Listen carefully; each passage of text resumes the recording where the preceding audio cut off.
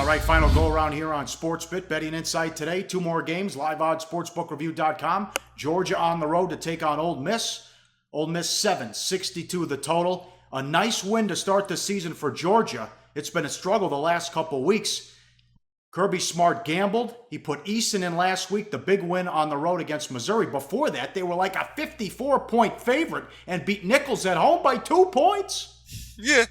Okay, but now they've got the right quarterback in, the freshman, Jacob Eason. And this is a guy who has NFL, but he's got an NFL future. He's got the talent.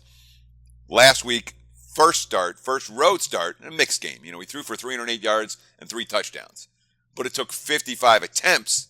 And, of course, the winning touchdown pass came with less than 2 minutes to play on a 4th and 10 heave.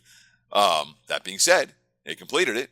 And, of course, Georgia was still losing up to that 4th and 10 play, despite a +3 turnover margin. And then they got another turnover to kill Missouri's last drive 2 plays later. So when a team goes +4 in turnovers and doesn't cover the spread, ding, ding, ding, that's a red flag. That is a sign of weakness, especially with the freshman quarterback going to play another tough defense this week. Oh, yeah. Well, he's got a big recruit, a star wide receiver with big upside in McKenzie.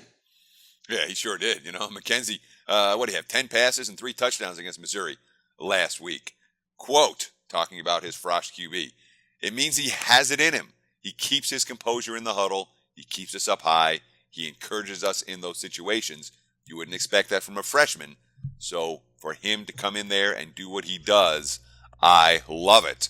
Certainly, that's a positive sign from a veteran teammate talking up his freshman QB. Now, I got to see where Ole Miss, their heads at here to start. And the first quarter is very important to me and for the Rebels. They have already blown 2 21-point leads on the season. So last week they're up 24-3 against Alabama. Then it looks like Bama's going to cover. Then all hell broke loose there, as we talked about on Monday's show, with that crazy finish. So getting the lead's not the problem. They have the talent. They can't hang on to it. Yeah, and here's what Freeze had to say following those double-digit blown leads against Florida State and Alabama. Of course, you know, 2 of the best teams in the country.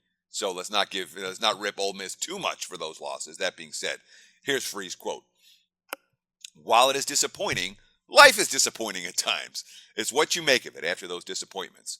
Our kids, I think, believe that. We have yet to play a complete game, which is disappointing, but I think we'll handle it the right way.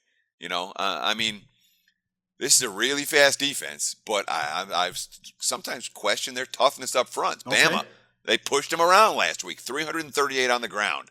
And the previous game, Wofford ran for 233. Those aren't good stats. And 1 blown lead loss on the road we can write off. 2 big blown lead losses, and now we know, it's not a debate. When this team gets punched in the mouth, they don't punch back very well. That's on the quarterback, and that's on the coach as much as anyone. That's why, even though I don't trust Georgia here, I don't trust Ole Miss just as much. Hey guys, for the full video, go to sbrpicks.com. Research before you bet. Be sure to check out SBR Picks for the best game predictions, breakdowns, and much, much more.